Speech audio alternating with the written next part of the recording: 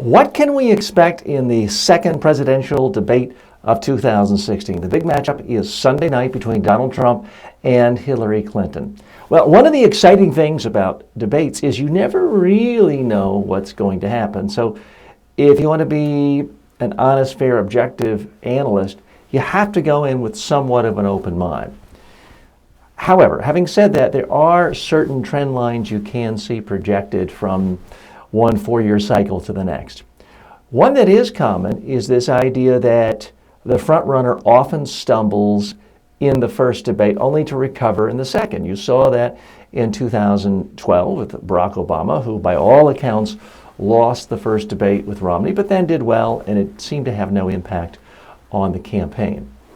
Similarly, back in 1984, Ronald Reagan did a horrible job in his first debate, but did well in the second, and it didn't seem to have any impact on the election. So I believe there are going to be many in the media just itching to write a story about how this is Trump's big comeback. The other factor in play, just institutionally when it comes to the media, they don't want to see a blowout. Right now, all the polling data since the first debate has trended towards Hillary Clinton. If you aggregate all the polls nationwide, she's sitting on a lead of about 5%. This means an electoral blowout. And folks, I'm not saying she's going to win in a landslide, but right now, current projections, when you aggregate all polling, it is in fact an electoral landslide. Popular vote landslides are defined typically as a 10% victory or not, and I don't think anyone's predicting really under any circumstances that either candidate's going to win by 10 points.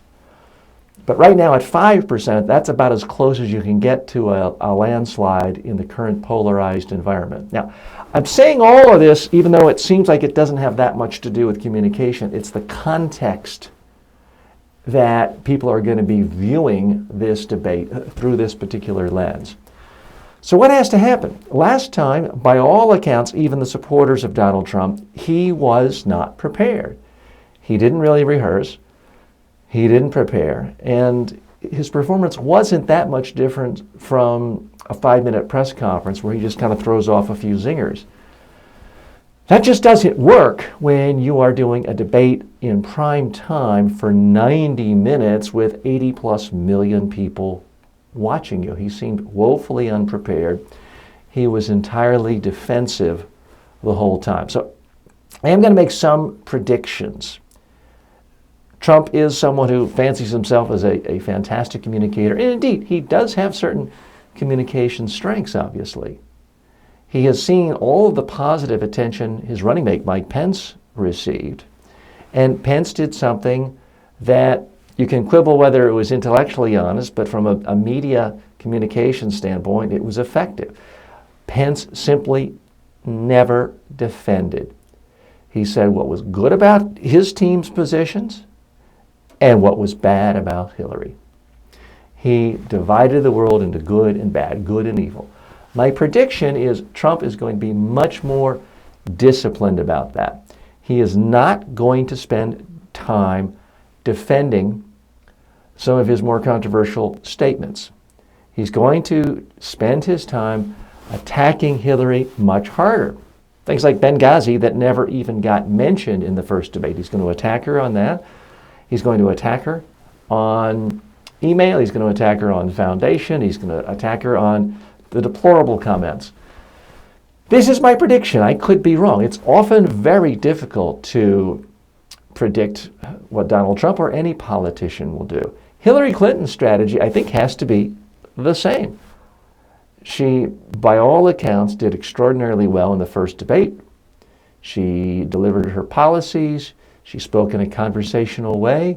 She didn't have that sort of yelling tone in her voice the way she has done in other speeches and in previous years' campaigns. So I think she's a little easier to predict. She's going to need to do the same thing.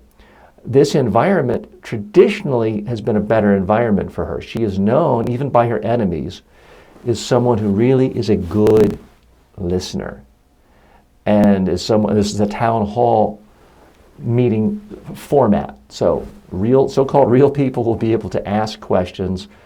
Both candidates can look that person in the eye and be responsive to them. Now, an advantage Hillary has, but also could be seen as a disadvantage, is any policy question that comes up, she has such an intimate, detailed knowledge about that policy. There's always the danger she could go too deep or be too complex. One of the things Hillary Clinton is really not particularly good at is giving a nice, crisp, 30-second answer of, tell us why your policy is great, tell us why these attacks on your policies are wrong. She's really not particularly good at that. Traditionally, Trump has been better about saying why he's great and, in fact, why the other person's policies are horrible, terrible, the worst ever in the world, to use some of his favorite phrases. So what is going to happen? I think there is certainly a chance that if Donald Trump doesn't do any better, then you see a widespread panic among conservatives, Republicans, the conservative media establishment, and then you would likely see a stampede of Republican congressional candidates, Senate candidates, distance themselves from Trump, say that they're no longer supporting them, that they're not even voting for him because they're so afraid of going down in flames with the Trump campaign. That is certainly a possibility. He lost about 4 points from the last debate. Anything similar, and we really would be in landslide category. So that's something the Trump campaign and the whole Republican Party establishment has to be worried about. What does Trump have to do to have all the prognosticators and the pundits and the experts and the public say that he won? I think he's going to have to show a mastery of some detail, get some facts straight. There simply cannot be story after story about, here are the 50 major facts Trump got wrong. Now, he doesn't have to get everything right, and no politician gets everything right, and Hillary Clinton doesn't get everything right. But all of the post-debate analysis can't be that this guy has learned nothing, he continues to get all of his facts wrong, and he continues to lie. So he's somehow going to have to tighten up and stay on familiar ground. I think what he's going to have to do, and what he's likely to do, is just to narrow his focus to attacking Hillary Clinton's record and the Democratic administration Barack Obama record, and to stick to things that strike most people as fair and strike independent voters as fair and have some factual basis in reality. If he hits her really hard and she seems annoyed, she seems flustered, he gets a few good one-liners in, and he doesn't seem flustered by her, and he doesn't seem defensive, and he just seems a lot better than the last time, there is a chance that all of the post-debate analysis will say that Trump won. Much better. The standards are much, much lower for him right now because his first performance was so bad. If he can just sound intelligent, not be defensive, hit her in a hard, forceful way, there are going to be a lot of people primed to write that Trump won. What does Hillary Clinton have to do? Her playbook is very similar to the last time. She has to state what she wants to do, seem positive, upbeat, speak in a conversational way and not in a robotic way, use simple language, as simple as possible, and she has to really make the case that Trump's positions are extreme and dangerous. She did that very well the first time.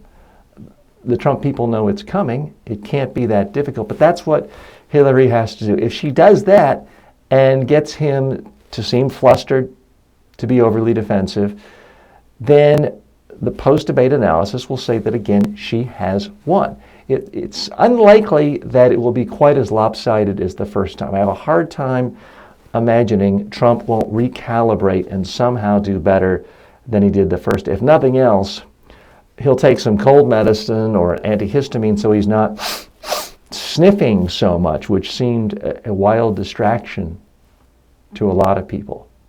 So we'll see. I will be analyzing the debate thoroughly right here after the debate on Sunday night. So please stay tuned. I'll see you